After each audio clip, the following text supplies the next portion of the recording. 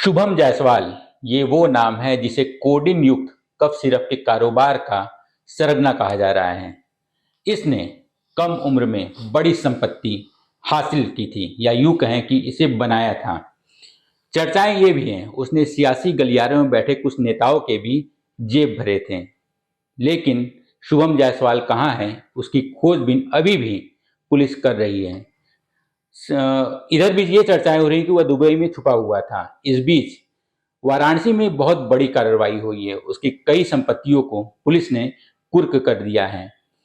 एक दिन पहले यानी 23 जनवरी को सोनभद्र पुलिस और वाराणसी पुलिस ने मिलकर यह कार्रवाई की है। इस विषय में हम चर्चा करेंगे और जानेंगे इस कार्रवाई में क्या खास रहा।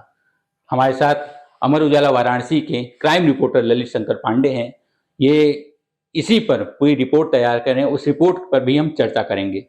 ललित, कल बड़ी कार्रवाई हुई, आप उस समय एक मीटिंग में भी थे, पुलिस विभाग का ही मीटिंग चल रहा था।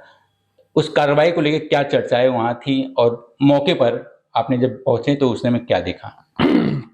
बिल्कुल, यह कार्रवाई जो है सोनभद्र पुलिस के द्वारा की गई, क्योंकि सोनभद्र पुलिस ने ही इस कप सिरप को उजागर किया था, इस गिरोह को उजागर किया था। अक्टूबर में सोनभद्र पुलिस ने ट्रक वहाँ सोनभद्र में पकड़ा। उसके आधार पे गाजियाबाद में सोनभद्र की टीम गई। गाजियाबाद पुलिस ने 2 करोड़ का सिरप वहाँ से पकड़ा। उसके बाद से जो परत दर परत कप सिरप के जितने भी उसमें गिरोह में लोग शामिल रहे, उनकी डिटेल जो है खुल के सामने आने लगी। अच्छा। ये कार्रवाई अक्टूबर से लगातार जो चल रही है वो अब तक जारी है। और इसी कप सिरप प्रकरण में ही जो शुभम जायसवाल है, उसके पिता भोला प्रसाद जायसवाल, जो इस समय सोनभद्र जेल में बंद हैं, सैली ट्रेडर्स के वो प्रोप्राइटर हैं। अच्छा। रहने वाले वो प्रहलाद घाट के कैश टोला के निवासी हैं। और जो फर्म का रजिस्ट्रेशन हुआ है सैली ट्रेडर्स का, वो धनबाद के रांची में हुआ है। ये चीज एक यहाँ न्यू वृद्धि फार्मा है शुभम का, और एक वहाँ सैली ट्रेडर्स है। तो इस पूरे नेटवर्क को शुभम कैसे संचालित कर रहा था, यहाँ के हर जिले में, हम ये कहेंगे हर जिले में उसने डिस्ट्रीब्यूटरशिप तैयार किए। जो फर्म है ड्रग विभाग के जरिए वो लाइसेंस बनवाता चला गया, और जो खरीद बिक्री हुई ये सब कागजों पे हुई है। तो ये सब प्रकरण में पुलिस अपनी सोनभद्र पुलिस जो तफ्तीश आगे जारी रख रही थी। और एनडीपीएस एक्ट जो ये मुकदमा लिखा गया नशीले कप सिरप का, तो इसमें आरोपी बनाया गया शुभम जायसवाल। शुभम जायसवाल पे 25,000 का इनाम सोनभद्र पुलिस ने घोषित किया है, और 50,000 करीब वाराणसी कमिश्नरेट पुलिस ने जारी किया है। तो कोर्ट के आदेश पर सोनभद्र पुलिस ने शुभम जायसवाल के पिता भोला प्रसाद जायसवाल और उनके परिजनों के नाम पे दर्ज करीब 28.50 करोड़ की संपत्ति जो है वो उन्होंने बनारस में जब्त की है। एनडीपीएस की सबसे बड़ी कार्रवाई भी मानी जाती है। ये बिल्कुल, एनडीपीएस में अब तक इस पूरे प्रदेश में इतनी बड़ी कार्रवाई एनडीपीएस में नहीं हुई थी। जैसा कि कल वहां पे जो पुलिस अफसर थे जो इस कार्रवाई को लीड कर रहे थे, उन्होंने बताया कि एनडीपीएस में सबसे बड़ी कार्रवाई चल रही है। आलीशान मकान, मतलब बाहर से कुछ था, अंदर जाने पर पुलिस दंग रह गई, उसके बारे में कुछ बताइए। क्या नहीं, उसमें दरअसल ये है कि ये जो महमूदगंज में जो उनका केबियन प्लाजा करके जो ऑफिस था शुभम जायसवाल का, वो उनके पिता के नाम पे है। वो संपत्ति जो है उनके पिता के नाम पे है। और ये संभवतः 2022 या 2023 के बीच में संपत्ति ये जो है रजिस्ट्री कराई गई थी। अच्छा। और इसके अलावा एक संपत्ति इनकी जो है सेरा थाना क्षेत्र के बादशाह बाग नगर कॉलोनी में, जहाँ पे शुभम का परिवार रहता था। बहुत पॉश कॉलोनी भी है, बहुत पॉश कॉलोनी है, और बड़ा अच्छा मकान भी, आलीशान मकान कह सकते हैं। तो वो बनाया भी गया है, और बहुत बड़े बड़े हाईलेशन वाले कैमरे भी हैं वहाँ पे जो बाहर से देखने में लगे। गेट पे शेर की आकृति का वो बनाया भी गया था। तो कहीं न कहीं ये बड़ा अच्छा उसमें शुभम ने पैसा निवेश किया था, इसमें कोई दो राय नहीं है। इसके अलावा राम कटोरा में, जो चेतगंज थाना क्षेत्र में आता है राम कटोरा, वहां पे भी मकान तो बहुत बाहर से सामान्य है, लगेगा कि नहीं अंदर एक ही तल्ला होगा, लेकिन वो मकान जो है अंदर जाके वो 4 मंजिला, मतलब 3 मंजिला मकान वहां पे नया वहां कराया गया था। अच्छा। और आसपास के जो लोग हैं वो बताते थे, जैसे हम कल वहां मौके पे गए तो आसपास के लोग बताए कि भैया यहाँ तो ऊपर में स्विमिंग पूल भी है। बीच में करीब 6-7 महीने पहले की टंकी में रिसाव हुआ तो आसपास के घरों में पानी रिसाव कर रहा था, उसके बाद में वो बनवाया गया था। और शुभम और उसके साथ जो जुड़े लोग हैं लग्जरी गाड़ियों से उस मकान पे आते जाते थे, क्योंकि वो ट्रांसपोर्ट जैसा पूरा वो क्षेत्र है। अच्छा। तो बताते हैं लोग कि बड़े बड़े कार्टून वगैरह भी उतरते थे, अंदर जाते थे आते थे। तो हालांकि क्योंकि ट्रांसपोर्ट है तो बहुत लोगों को ऐसा कुछ लगा नहीं क्या है। तो ये पूरी कार्रवाई थी सोनभद्र पुलिस और पिंडरा की एसडीएम सुनीता देवी वो आई थी और जब्तीकरण की कार्रवाई चल रही थी। पुलिस ने गेट के बाहर अपना ताला जड़ा, सील किया उसे और एक फ्लैक्स लगाया कि ये संपत्ति जो है और डीपीएस एक्ट के तहत सोनभद्र पुलिस ने जब्त की है। ठीक है। तो ये पूरी प्रक्रिया है सोम जायसवाल की। कितने स्थानों पर कार्रवाई हुई थी? ये 3 स्थान जो है कौन कौन से थाने वाराणसी के भेलूपुर थाना क्षेत्र के महमूदगंज में जो तुलसीपुर वार्ड में आता है। एक वहाँ पे केबिन प्लाजा करके एक भवन है, बहुत ही बेशकीमती बताया जाता है उसे। बहुत, क्योंकि महमूदगंज आप जानते ही हैं किस तरह का इलाका है, पोस्ट इलाका है। और इसके अलावा बादशाह बाग नगर कॉलोनी जो सिगरा थाना क्षेत्र में आता है। मतलब 2 थाने 3 क्षेत्र? 3 थाने 3 क्षेत्र। 3 थाने 3 क्षेत्र। भेलूपुर और आपका ये शेरा और ये चेतगंज, ये पूरा मतलब सोनभद्र पुलिस ने मतलब जब यहाँ आई थी कितने लोग की टीम थी और किन किन थानों का मतलब उपयोग तो किया है? यहाँ का जो बड़े अधिकारी हैं उनका क्या कहना है? सोनभद्र यहाँ के तो अधिकारी उसमें बात नहीं किए। जैसे कि ये जो कार्रवाई थी, जो मुकदमा लिखा गया है वो सोनभद्र में लिखा गया है। अच्छा। यहाँ भी साइड गठित है, कमिश्नरेट में भी, और सोनभद्र की साइड गठित है। तो सोनभद्र के मुकदमे में जो वहाँ की पुलिस ने जो पैरवी की उसके आधार पर कोर्ट ने जो है जब्तीकरण की मतलब आदेश दिए। अच्छा। तो सोनभद्र पुलिस यहाँ आई, करीब 2 फोर्स उनकी 2 जीप फोर्स रही होगी। इसको लीड कर रहे थे सोनभद्र के सीओ सिटी रणधीर मिश्रा, वो उस टीम को लीड कर रहे थे। और यहाँ वाराणसी से राजस्व विभाग में, क्योंकि जिलाधिकारी हैं यहाँ पे सुनीता देवी, पिंडरा के एसडीएम है वो, तो वो थी।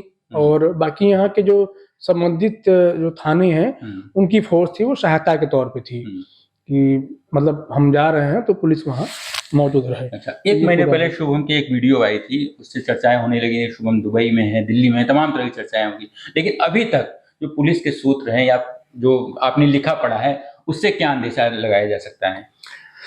पुलिस और जो एसआईटी यहाँ कमिश्नरेट में गठित है उनके अधिकारियों का ये कहना है कि फिलहाल वो दुबई में ही है। उससे रेड कॉर्नर नोटिस भी जारी किया गया है। तो बाकी हालांकि जो बहुत से ऐसे सोर्सेज हैं उनका कहना है कि शुभम जो है दुबई में नहीं है, बल्कि वो कोलकाता, उड़ीसा और संभवतः चंडीगढ़ के जो बॉर्डर इलाके हैं वहाँ पे वो मतलब मूवमेंट उसका है। और वो इस फिराक में है कि वो कब चीजें सामान्य हो फिर वो सरेंडर की प्रक्रिया अपनाए। हालांकि उससे एक डर यह भी है कि सरेंडर करने को वो कर भी देता, लेकिन कहीं ना कहीं उसको ये भी है कि उसको कहीं नुकसान भी हो सकता है, इस वजह से वो जो है पुलिस के सामने नहीं आ रहा है। बीच में ऐसी चर्चा हुई थी सरेंडर करने वाली। तो शुभम और उसकी पत्नी जो है वो नहीं है।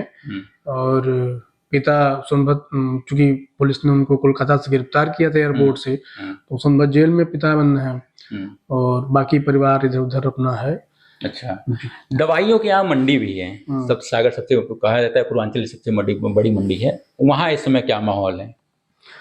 बिल्कुल, चूंकि कार्रवाई बहुत बड़ी हुई, लगातार फर्में जो हैं वो चिन्हित हुई, बोगस फर्में थी, वो उनको बंद कराया गया। और जो आरोपी हैं करीब 15 आरोपी यहाँ गिरफ्तार भी किए गए। क्योंकि ये था कि भाई आप अपना आधार कार्ड दे दीजिए, हम आपके नाम पर रजिस्ट्रेशन कराएंगे और हर महीने आपको 50,000 रुपए हम देते रहेंगे। तो बहुत से ऐसे बेरोजगार लड़के थे, पक्के महाल जैसे इलाके, सबसे अधिक लड़के वहाँ के पक्के महाल के हैं। तो वो लड़के अपने उनके साथ जुड़ गए, उनको कुछ करना नहीं था, आधार कार्ड दिया, रजिस्ट्रेशन हुआ, सब चीजें हो गई और वो कागजों पे कब सिर्फ का लेन देन चल रहा था।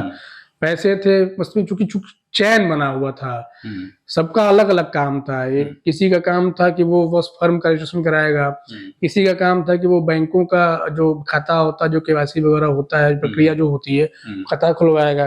किसी का काम था कि वो कैश जमा करेगा, किसी का काम था कि वो ऑनलाइन आरटीजीएस वगैरह करेगा। तो ये पूरा चैन बना हुआ था। क्योंकि जहाँ से सिरप उठता था, बनारस, बिहार, झारखंड, उड़ीसा, बंगाल और होते हुए आपका जो है बांग्लादेश तक सिरप की होती थी खरीद बिक्री। ठीक है, तो ये रही शुभम से जुड़ी हुई अब तक की जानकारी। शुभम इस समय 75,000 का इनामी हो चुका है। फिलहाल पुलिस उसे तलाश कर रही है कि शुभम आखिर कहाँ है। कफ सिरप सिंडिकेट के ऊपर की जा रही कार्रवाई के क्रम में जनपद सोनभद्र पुलिस द्वारा एक बड़ी कार्रवाई आज की जा रही है। जनपद सोनभद्र में लिखे गए अपराध संख्या 1191/25 में मुख्य अभियुक्त भोला प्रसाद जायसवाल, जो कि बनारस का रहने वाला है, इसकी अवैध संपत्तियों के ऊपर आज कार्रवाई की जा रही है। लगभग 28 करोड़ 50 लाख की चल एवं अचल संपत्ति अभियुक्त भोला प्रसाद जायसवाल एवं इनके परिवारीजन द्वारा इस अवैध धंधे में लिप्त होकर के कमाई गई है। उसी अवैध संपत्ति को 107 बीएनएसएस की कार्रवाई के अंतर्गत कुर्की के आदेश माननीय न्यायालय द्वारा 22/1/26 को दिए गए हैं। उसी के क्रम में आज जनपद सोनभद्र पुलिस द्वारा ये सभी संपत्तियां, जो कि लगभग 28 करोड़ 50 लाख की हैं, इनको कुर्क किया जा रहा है एवं आगे भी इनके द्वारा जो अवैध संपत्ति अर्जित की गई है एवं इनके अन्य परिवारिक जनों द्वारा जो अवैध संपत्ति अर्जित की गई है उसके ऊपर भी कार्रवाई जारी रहेगी। हम लोग सीज करेंगे जो लगभग 28 करोड़ 50 लाख की प्रॉपर्टी है। पहली प्रॉपर्टी यहाँ पे है जहाँ पे आप खड़े हैं, दूसरी 2 प्रॉपर्टियाँ सिगरा थाना क्षेत्र में है। वहाँ अभी हम लोग इसके बाद यहाँ प्रक्रिया पूरी करने पे साथ में हमारे मजिस्ट्रेट भी हैं, महोदया भी हैं। यहाँ की प्रक्रिया पूरी करने के बाद हम लोग आगे की प्रक्रिया करेंगे। वाराणसी पुलिस का अच्छा सहयोग है, लगातार हम लोगों का आपस में सहयोग चल रहा है। प्रॉपर्टी का क्या आकलन होगा, क्या मूल्य होगा, लगभग कुछ अंदाजा? कुल अभी तक जितना आकलन किया गया है 28 करोड़ 50 लाख की प्रॉपर्टी अभी न्यायालय द्वारा की जाएगी।